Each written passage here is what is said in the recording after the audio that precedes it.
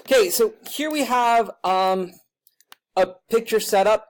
This is from the practice piece that we did with original warping. So remember again that your warping tools are found up here at the top. You can take that look at the video in Google Classroom to go over each of those tools individually. And remember, you might also want to use some of the healing tools that are found underneath that healing brush tool. There's also another video if you need a refresher. I know it's been a while since before spring break, but those videos are there for a reason. Make sure that you take a look at them if you've forgotten how to use those tools. So one thing that we want to do is add text, and adding text is right below your shape button. So your shape button's over here. It's the one that has just that blue shape. Beneath that is text. It works like you think it would work. You click and then you type. But notice, its default size is super small, so when you first initially type, you may not be able to see it. What you want to do is, a couple things you can do. You can stretch it out like anything else.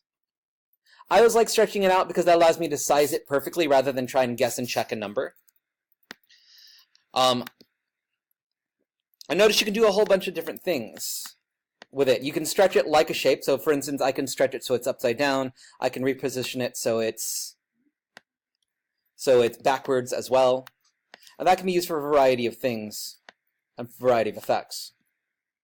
You change color like you would change color in a brush. You just click the object and then you just click the color you want to change it to.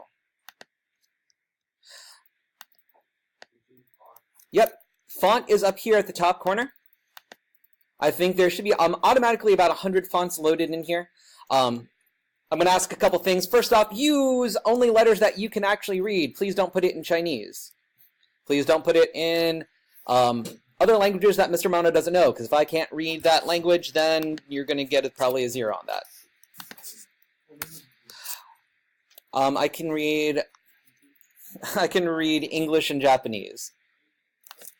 Second thing, you might have noticed if your color is black, if you're using dark text against the background, sometimes the letters are gonna, let's wait because I hear a lot of talking.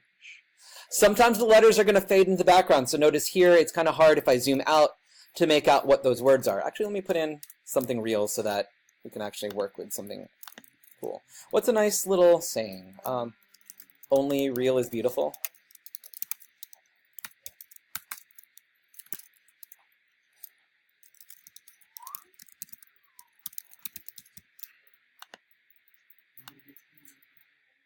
Okay.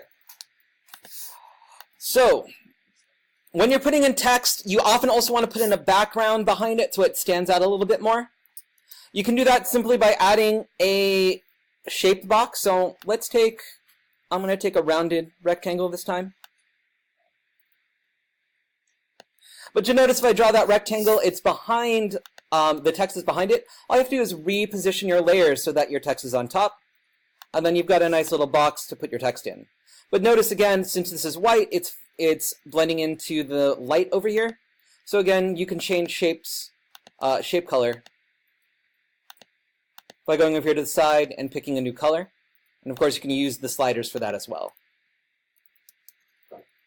Questions about that? Okay, some things that you might want to do. You might want to make sure that that there's a large difference between a real side and a fake side. And that can be accomplished, of course, with our adjustments. For instance, one nice thing might be to make one side black and white and one side color. So you'll notice this one, I made the side where my arms are giant, black and white, versus in color, to help reinforce that mood that only real is beautiful. Questions, comments, confusions? Okay, you guys can get started. Oh, right, they erased my board. So if you're going to areas, remember that exams are taking place, so try to keep away from classes and keep the volume appropriate. If you need to use a model in this case, come up to my desk after we get after we start, and we can get that in. Oh, I need to end this and